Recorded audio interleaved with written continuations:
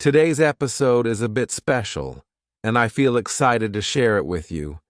My name is Ariel, and this is Bookish English. Usually I tell you stories, but today I want to tell you a story about learning itself, about how to learn a language in a simple, human way. Maybe you are tired. Maybe you have tried many methods. Maybe you feel confused because everyone online says something different. One person tells you to study grammar for hours. Another person tells you to speak from day one. Someone else says, just watch movies and you will be fluent. It is easy to feel lost. So in this episode, I will not give you magic tricks. I will tell you a clear, simple way to learn a language. And I will explain it like a story from my own life and from the lives of my students. I want you to relax, breathe slowly, and imagine that we are just two friends talking. You are sitting in a quiet room. Maybe you have tea or coffee. You can listen, and you do not need to understand every word. It is okay. Your brain is learning even when you do not see it. Many years ago, when I started learning languages, I made many mistakes. I thought, if I buy a big grammar book, I will learn fast. So I bought a big book. It was heavy. It was full of rules. Every page had strange words, strange symbols, long explanations. I sat at my desk and tried to study. I underlined, I wrote notes, I repeated rules in my head. After 1 hour, my head hurt. After 1 week, I could not remember much.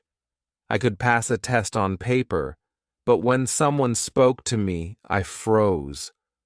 My mouth did not move. My brain went empty. Maybe you know this feeling. In that time, I did not understand one important thing. A language is not a list of rules. A language is a living thing. It is voices, stories, feelings, questions, jokes, mistakes, and connection between people. You do not build a language inside your head like a machine. You grow it, slowly, like a plant. When a child learns their first language, they do not sit with a grammar book. They hear sounds again and again. They see faces. They feel love, fear, hunger, joy. Words are always inside real life. The child does not study. The child just lives, and the language grows inside them. So the first idea for learning a language is this. You need real messages you can understand. Not just words on a list. Not just rules on a page. You need stories, conversations, videos, things that feel alive, things that speak to you. If you are listening to Bookish English, you are already doing this. You are taking real sounds and real meanings into your mind. Even if you do not understand every word, do not worry. Understanding a little more every day is enough. Think of your language level like a small number inside you, your today level. Every time you listen or read something you mostly understand, your level moves a little. It does not jump like magic, but it moves. Maybe today it is 3, and after some weeks it becomes 4. You cannot always feel the moment when it changes, but it changes. That is why simple stories are so powerful. When you listen to a story that is slightly easy for you, your brain feels safe. You are not scared. You are not stressed. You can relax and let the words come in. And when you relax, your brain starts to see patterns. Maybe you hear the same sentence again and again in different ways. Slowly, your brain begins to guess the rule. You do not need to say the rule. Your brain just feels it. One day, your mouth uses the pattern by itself, and you think, "Oh, I did not study this, but I said it correctly." That is the power of natural learning. Many learners ask me, "Ariel, should I learn grammar or not?" And my answer is simple. Grammar is not the enemy, but it is not the main hero. Grammar is like a map. It can help you when you are lost, but you cannot live inside a map. You must walk in the real world. You must step on the ground, feel the air, talk to people. So if you like grammar, you can use it a little. You can read a short explanation and then go back to listening and reading. But if grammar makes you scared or tired, you can ignore it for a long time. You do not need to feel guilty. You are not lazy. You are learning in a different way, a way that is closer to how your brain really works. Another important part of learning a language is this: you do not need to speak quickly. You do not need to speak from day 1, from day 2, or from day 30. You can have a quiet period. You can just listen and read and enjoy. Think of a little child sitting with their parents. The parents talk all the time. "Look at the cat. Do you want milk? Where is your toy?" The child listens and listens. For many months, the child does not say words, maybe only mama or no. But inside, something huge is happening. The child's brain is building a language system.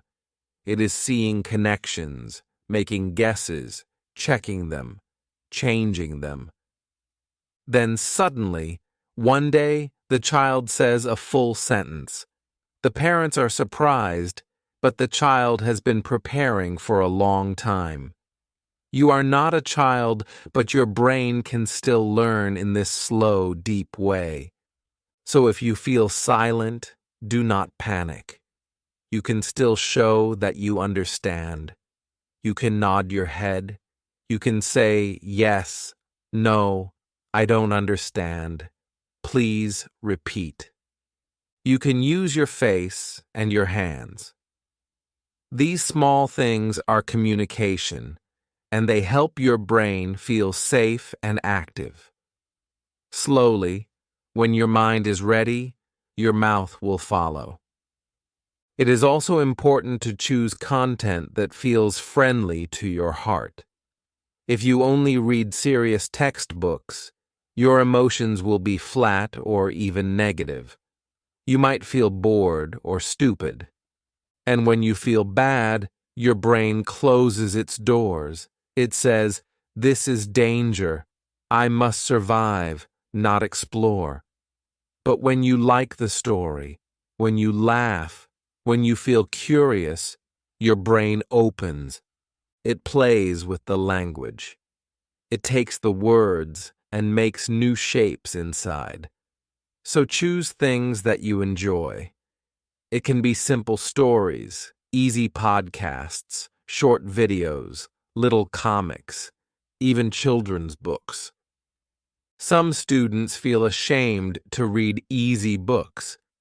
But easy books are not for stupid people. Easy books are smart tools. They move your language forward without pain. In Bookish English, I try to speak in a way that is clear and gentle. I repeat ideas in different words. I make the language simple but not babyish. I want you to feel like an adult who is learning, not like a child who is lost. So, as you listen to my voice today, remember this. Your job is not to force the language. Your job is to meet the language many times in a way you can understand. The language will come to you if you give it time and kind attention. Another key idea is that learning a language is not a straight road. Many learners think like this: I will study for 1 month, and every day I will feel better and better. Every week I will be one level higher. But in real life, learning does not feel like that. It feels more like climbing a mountain in the dark. Sometimes you move up. Sometimes you feel you are not moving. Sometimes you feel you are going backwards. 1 week, everything feels easy. The next week, everything feels hard. Maybe you listen to a podcast episode and think, wow, I understand so much. Then tomorrow, you listen to another episode and feel lost. You think, have I forgotten everything? Am I stupid? No, you are not stupid. This is normal. When you learn a language deeply, your brain is always changing inside. Sometimes it is collecting pieces. Sometimes it is organizing them. Sometimes it is cleaning and throwing away strange ideas. You cannot see this work, but it is happening. When your brain is reorganizing, you may feel slow and confused, but after that time, you often jump to a new level. So if you feel like you are stuck, remember, you might be in a quiet growth period. Do not give up. Keep giving your brain good input and trust that change is happening under the surface. One practical way to help your brain is to repeat content with love. Many learners think repetition means failure. They think, if I listen to the same story again, it means I am bad. But this is not true. Think again of children. Children love repetition. They say, read it again, again. They watch the same cartoon 10 times. They never say, I already know this. I must watch something new. Because their brain knows a secret. Repeating something easy is powerful. When you listen to the same Bookish English episode 3 times, something simple happens. The first time, you understand the main message. The second time, you notice new words and small details. The third time, you start to really own some of the phrases. They become part of your language. Later, when you want to speak, those phrases jump out of your mouth without effort. So do not be afraid to repeat. It is not going backwards. It is going deeper. Another very human part of language learning is emotion. Maybe in your school, emotions did not matter. The teacher said, be serious, sit straight, do your homework, learn this list of words. But in real life, your feelings are a big part of your learning.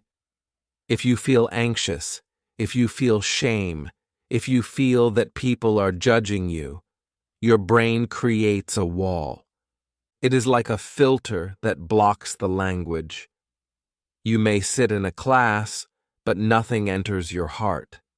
You only think, I hope I don't make a mistake. I hope they don't laugh at me. This kind of fear is heavy. It kills your energy. That is why it is so important to create a safe space for yourself. If people around you are always correcting you in a cold way or laughing at your accent, try to spend less time with them. Try to find at least one person who is kind. Maybe a friend who is a bit better than you. Maybe an online teacher who understands this way of learning. Maybe even just my voice here in Bookish English. When you feel safe, your brain opens the doors and lets the language in. You also need to be kind to yourself. Many learners speak to themselves in a very negative way. They think, my pronunciation is horrible. My memory is bad. I am too old. I will never learn. But imagine a friend talking to you like that every day. Would you feel strong? Would you want to keep going? Probably not. So please, do not be that cruel friend to yourself. Try to speak to yourself like a gentle teacher. You can say, today I did not understand everything, but I showed up. I listened. That is brave. I am growing slowly. These small sentences of kindness are like water for your language plant. Another thing many people ask is, how many hours should I study every day? This question sounds simple, but it is a bit tricky. Of course, more contact with the language is better. If you listen or read for 3 hours a day, you will learn faster than if you only do 10 minutes. But time is not the only important thing. What matters is also how you feel and what you do with that time. If you force yourself to listen for 2 hours with a tight stomach and a tired mind, you will probably learn less. But if you listen for 40 minutes with curiosity, maybe walking, maybe relaxing in bed, your mind will be more open. So instead of asking, how many hours, you can ask, how can I make the language part of my life? For example, you can listen to Bookish English while you wash dishes, while you walk to work, while you sit in the bus. You can read easy stories for 10 minutes before sleep. You can change your phone language when you feel ready. You can put small notes in your room with sentences you like. These are not extra things. This is the real learning. It is slow, soft, and constant.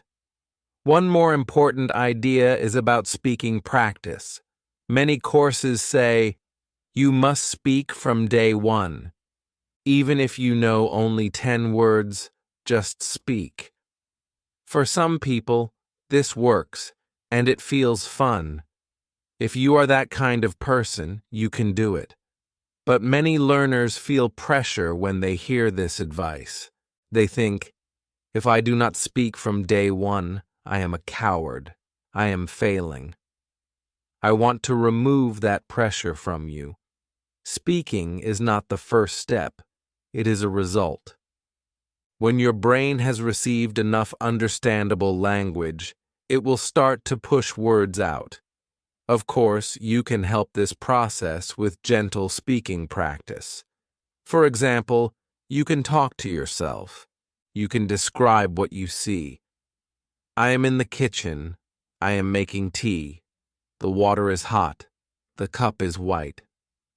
You can do this in a quiet voice. Nobody needs to hear you. You can also repeat sentences after me when you listen to Bookish English. This is called shadowing. You hear a sentence, and then you say it with a small delay. You do not need to copy me perfectly. You just try. This way, you give your mouth a chance to feel the language, but without heavy pressure. Over time, when you feel safer, you can find real people to talk to. Maybe a language partner online. Maybe a class that uses stories and games. Maybe a small group where mistakes are welcome. But remember, speaking is a step that can come later. You are still a real learner, even if you are quiet now. There is also a big difference between learning about a language and living in a language. Many schools focus on learning about the language. You learn the names of tenses. You learn what present perfect or subjunctive means. You learn to label parts of a sentence: subject, object, clause. This can be interesting if you like grammar, but it does not automatically help you speak and understand. It is like learning everything about swimming by reading a book, but never going into the water. You may know many words like breaststroke and backstroke, but if you jump in a pool, you will still panic because your body has never felt the water. Real language learning is going into the water. It is messy. It is wet. Sometimes it feels cold. Sometimes you swallow water. Sometimes you are tired and you just float on your back. But little by little, your body understands. Your arms and legs move in a new way. You stop thinking about every muscle. You just swim. So how do you live in a language if you do not live in a country where people speak it? The answer is to build a small language world around you. You can make your phone and your computer partly in the new language. You can follow simple accounts on social media that post in that language. You can listen to easy podcasts like Bookish English every day. You can put on background audio while you cook or clean. You can sing along to simple songs. You can write a few lines in a journal each night, even if they are full of mistakes. Your life becomes full of small touches of the language. This kind of environment is powerful. It reminds your brain, this language matters to me. This is part of my world now. Another useful tool is to think in the language, but very gently. Many teachers say, you must think only in your target language. And this sounds scary. It feels like too much, especially at low levels. So I suggest small moments of thinking. For example, you can choose one activity, like making breakfast. During breakfast, you try to think in the language as much as possible, but you keep it very simple. You do not build long sentences.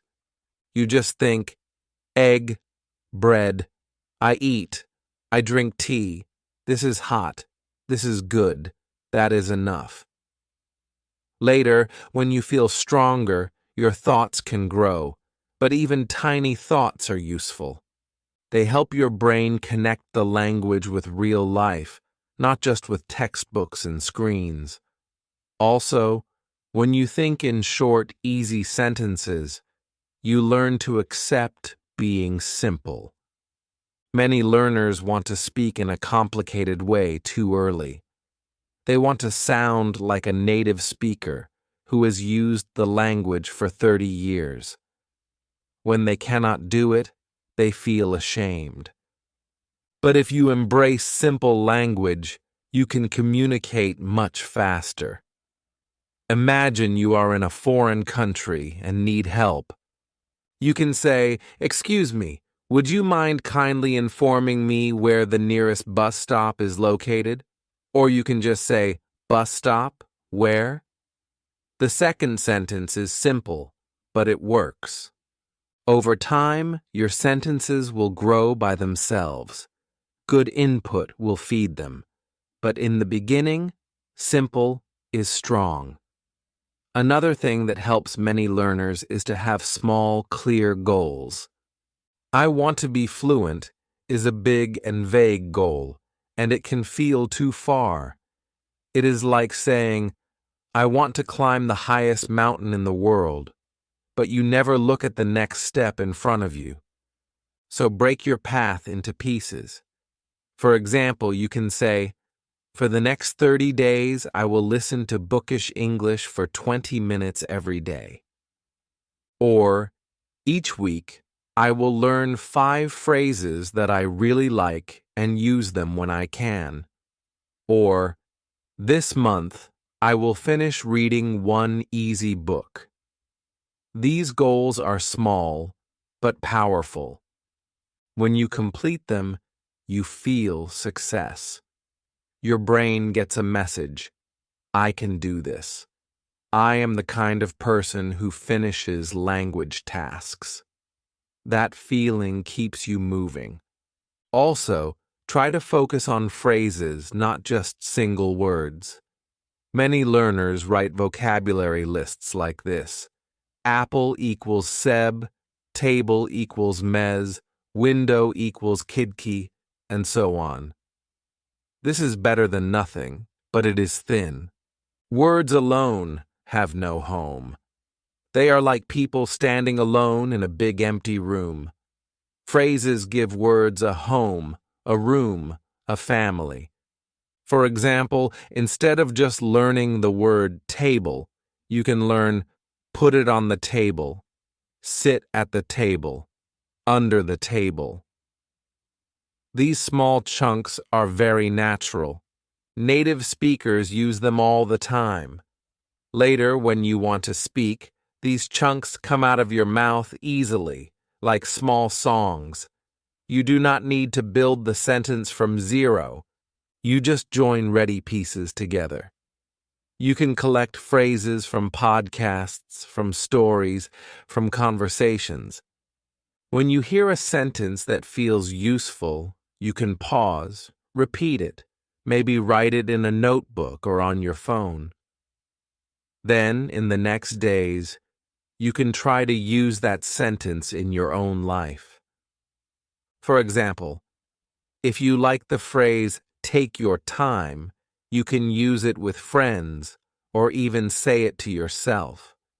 Slowly, it becomes part of you.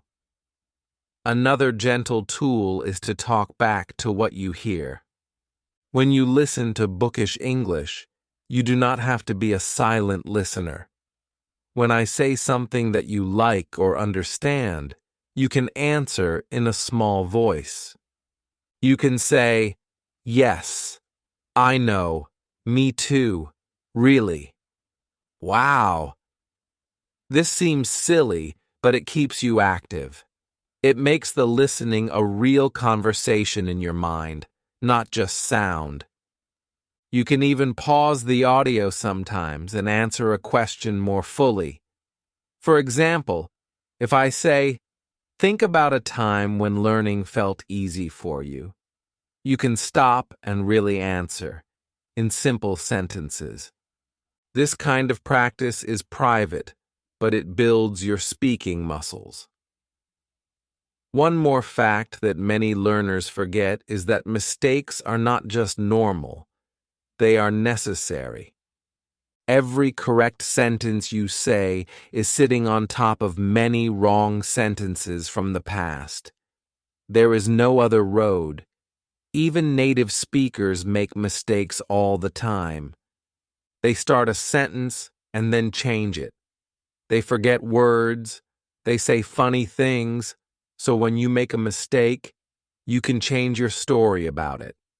Instead of thinking, this shows I am bad at languages, you can think, this shows my brain is trying. I am exploring. I am alive in this language. Of course, correction can be helpful sometimes, but it should be soft and rare, not constant and painful. When you are telling a story, the most important thing is the message, not each ending on each verb. Good teachers understand this. They help you be brave first and perfect later, maybe never. At Bookish English, I also try to create this feeling. I am not here to judge you. I am here to sit with you on your language journey, to tell you stories, to share ideas, to remind you that your path is your own. You do not need to copy someone else's method exactly. You can take ideas from me, from other teachers, from books, and then build your own small system that feels kind and human. There is another thing I want you to remember. Your body is part of your language learning, not just your brain. When you sit very stiff in a chair, with your shoulders tight and your eyes hurting, it is hard to enjoy the language. So sometimes change your position. You can walk slowly while you listen. You can stretch your arms. You can look out of the window at the trees, the sky, the people. When your body feels more free, your thoughts become more free too.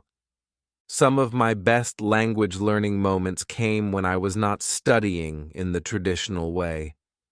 I was on a train, listening to an easy story.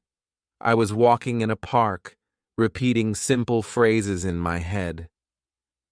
I was lying on the bed, half sleepy, listening to an audiobook that was a little below my level. I was not forcing myself. I was just living, and the language was a soft background music to my day. These moments add up. They may feel small, but together they make a big river of input that carries you forward. You do not need every session to be perfect or focused. It is okay to have light language time and deep language time. Both are useful. Another helpful idea is to connect your language with your identity. Many learners say, "I am bad at languages," as if it is part of who they are. Maybe a teacher told them this long ago, or maybe they failed an exam once and never forgot it. But you can rewrite this story. You can start to see yourself as someone who learns languages slowly but surely, or someone who enjoys simple stories in another language, or someone who builds habits step by step. These are much kinder identities, and they sit more softly in your heart. The words you use about yourself are also language input. If you keep telling yourself, "I am bad," that sentence becomes stronger and stronger inside you. But if you gently start saying, "I am learning," "I am improving," "I am curious," that becomes your truth over time. Some people find it helpful to write a small letter to themselves as language learners. You can write something like, "Dear me, I know this feels hard, but I am proud that you are trying. You have many other things in life, and still you show up for this language.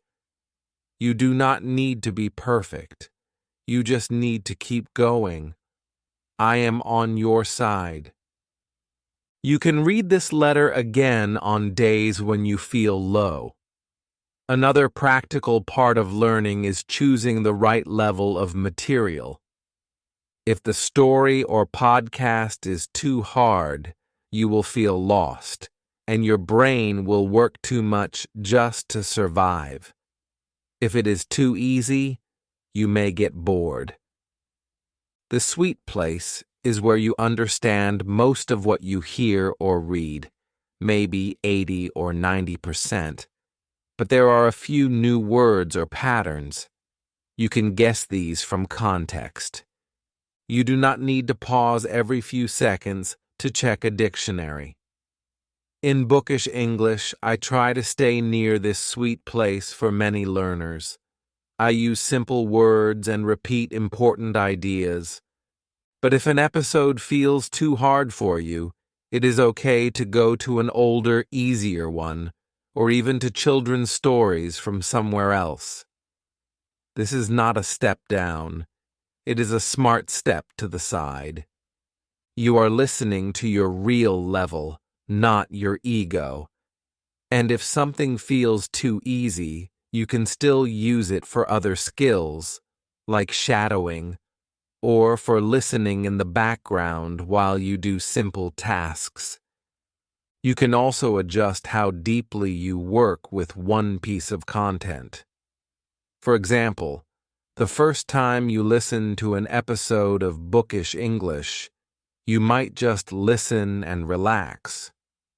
The second time, you might pause sometimes and repeat interesting phrases. The third time, you might write a tiny summary in your own words. The same material gives you many chances for practice, and you feel more confident each time. Another powerful practice is to connect your new language with your native language in a smart way. Translation is not always bad. Sometimes translating short phrases helps you see the difference between how your language works and how the new language works. The problem is, when you always translate word by word in your head while speaking, that makes you slow and tired. So, here is a middle way. You can choose a few key sentences that are useful, write them in your language and in the new language, and read both versions a few times. Then, try to say them without looking. Later, when you speak, your brain might pull the whole sentence from memory without needing to translate each word. It is like installing useful programs in your mind. Also, do not be afraid to use your first language to support your learning in other ways. You can watch explanatory videos in your language that talk about how to learn without stress. You can read articles about methods that encourage natural learning. When you understand the why behind what you are doing, you feel more motivated. You see that listening to easy stories is not childish. It is smart and based on how the brain works. Another interesting thing that happens when you learn a language slowly and naturally is that your way of thinking can change. Each language has its own rhythm, its own way of organizing ideas, its own favorite phrases. When you spend time in a language, some of these patterns come into your mind. You may find yourself thinking in shorter sentences.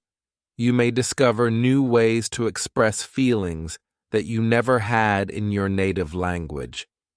This is one of the gifts of language learning. It gives you more shapes for your thoughts. So even if your main goal is very practical, like getting a job or passing an exam, remember that there is also a deeper gift. You are expanding who you are. You are becoming a person who can see the world from another angle. That is beautiful and brave. Exams are another topic we should talk about. Many learners need to pass a language exam for work or study. Exams usually focus on grammar, writing, reading, maybe listening. They rarely test your true comfort in the language. So you might think, if my goal is an exam, I should just study the exam tasks, nothing else. And yes, some exam practice is important. You need to learn the format, the timing, the common question types. But if you only do exam tasks, you may become a test-taking machine, not a real language user. In fact, many students who spend time with easy, interesting input do better on exams in the long term because their base is stronger, their reading is faster, their listening is clearer, their writing flows more easily because they have seen many natural sentences. So, even if you have an exam in the future, keep a big part of your time for pleasant input. Let bookish English stories and other simple materials feed your real language, and then add exam practice on top as a special skill.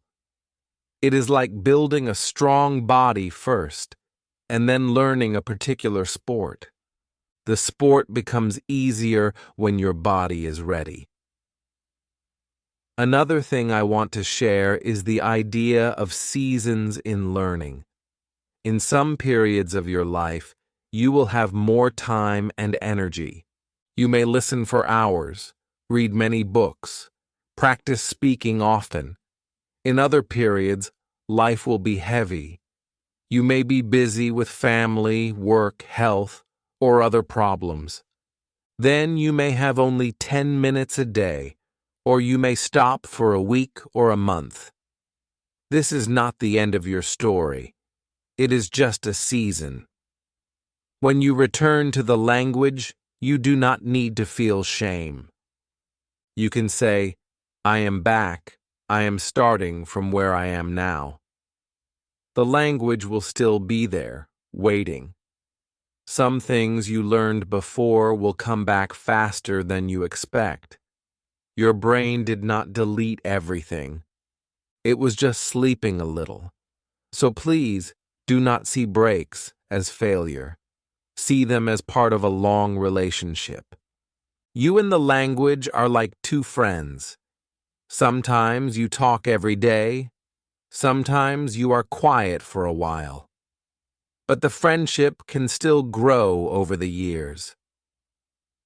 One more gentle but important idea is community. Learning a language completely alone is possible, but it can feel heavy and slow. When you have even a small community, everything changes a little. A community does not have to be a big class or a busy group chat. It can be just one friend who is learning with you, someone you message once a week to say, "Hey, I listened to this episode," or "I read this story." You can share small victories and small problems. You can say, "Today I understood a joke in the language," or "Today I felt stupid in class, but I will try again tomorrow." When another person says, "Me too," the weight in your chest becomes lighter. You feel less strange, less alone. You can also join online spaces where people talk about learning in a kind way. Be careful, though, because some places create pressure and competition.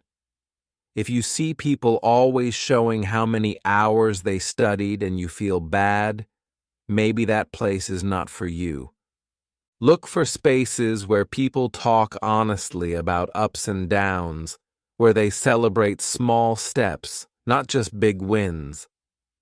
In the Bookish English community, in my mind, you are not just students. You are readers, listeners, thinkers. You are people who choose a softer way to learn, who believe that understanding and enjoyment matter more than speed and showing off. Another helpful habit is to review your journey from time to time. Our brains are very good at forgetting progress. We remember the times we failed, not the times we improved. So maybe once a month, you can sit down and ask yourself some simple questions. For example, what can I do now that I could not do 3 months ago? Can I understand more of this podcast than before? Can I read a page more easily? Do I feel less scared when I hear the language? You might write your answers in a notebook. When you see your progress in black and white, it becomes more real. You can also keep small language souvenirs from your path. Maybe your very first writing in the language with many mistakes. Maybe a simple text message you sent to a friend. Maybe the first book you read with notes in the margin. Later, when you feel stuck, you can look at these souvenirs and remember how far you have come. Another important point is to let the language touch different parts of your life. If you only meet the language in a study corner, your brain will connect it only with work and effort. But if your favorite song, your relaxing podcast, your funny video clips, and even your cooking recipes are sometimes in the new language, it will feel more natural. For example, if you like cooking, you can watch simple cooking videos in that language. You will learn words like mix, boil, add, cut, salt, sugar. These are not just vocabulary items. They are real tools you use with your hands. The words and actions connect, and this makes memory strong. Or if you like games, you can play a simple game in the language, maybe with subtitles. If you like drawing, you can watch art videos with easy explanations. When your hobbies and your language come together, you do not have to choose between relax and study. They become one thing, and that is very powerful. Now I want to talk about listening more deeply, because listening is one of the best ways to grow your language, especially at the beginning. When you listen, try not to fight the audio. Do not try to catch every word and hold it in your hand. Instead, let the words come and go like waves. Your job is to feel the general meaning. You can imagine that you are lying on a beach. The waves come, you feel them, and they go back. You do not try to catch each drop. If your mind wanders for a moment, it is okay. You can gently bring your attention back. If a word is repeated many times and you feel curious, you can guess the meaning from context. Later, if you still wonder, you can look it up quickly in a dictionary. But try not to stop the audio too often. Stopping all the time breaks the rhythm and makes listening feel like a test, not a story. Of course, sometimes it is useful to do slow listening, where you pause and rewind and repeat, but not every day. Let most of your listening be easy and flowing. Reading is similar. When you read easy stories, try to keep your eyes moving. If you meet an unknown word, look at the sentence around it. Ask yourself, can I guess the meaning from this situation? If you cannot guess and the word is not important, you can skip it. If the word appears again and again, maybe then you look it up. But do not turn your reading into a dictionary exercise. The main goal is to enjoy the story. Your understanding does not need to be perfect to be useful. Another nice habit is to read aloud sometimes. When you read a story out loud, even if you are alone, you give your mouth and ears extra practice. You feel the rhythm of the sentences in your body. You hear the music of the language more clearly. You might feel shy at first, but remember, nobody is watching. You can read one page aloud and then continue silently.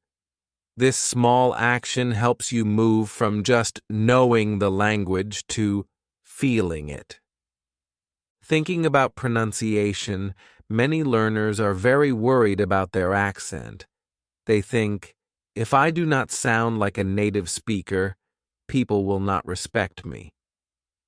But this is not true. There are many strong, successful people in the world who speak with clear foreign accents. Their accent is part of their story. Of course, if your pronunciation is so unclear that people cannot understand you, it is useful to improve it. You can do this by shadowing, by repeating after audio, by recording your voice, and listening calmly. But you do not have to delete all signs of your origin. Your goal can be clear and comfortable, not perfectly native. Remember, your voice in another language is still your voice. It carries your history, your culture, your emotions. That is something to be proud of, not ashamed of. Finally, I want to bring all these ideas together in one simple picture. Imagine that learning a language is like growing a garden. At the beginning, the ground may be dry. You plant a few seeds. These seeds are simple words, phrases, easy stories, friendly podcasts like Bookish English. You water them with time and attention. You give them light with your curiosity and joy. You protect them from cold winds of shame and harsh criticism. You pull out a few weeds of negative thoughts. You do not shout at the seeds and say, "Grow faster."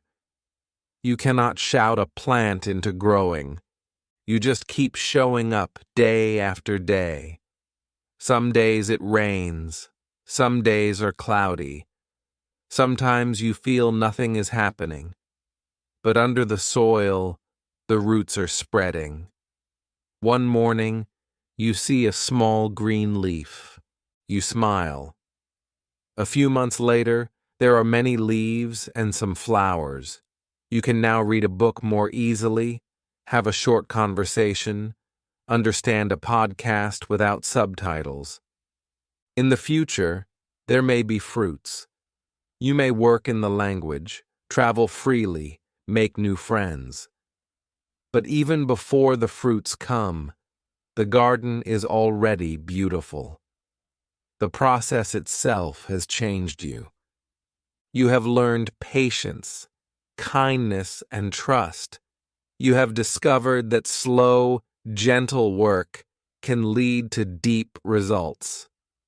And every time you listen to a story here on Bookish English, every time you choose an easy text instead of a hard, painful one, every time you say to yourself, "It is okay to be simple," you are taking care of that garden. You are not just learning a language. You are creating a softer way of being with yourself.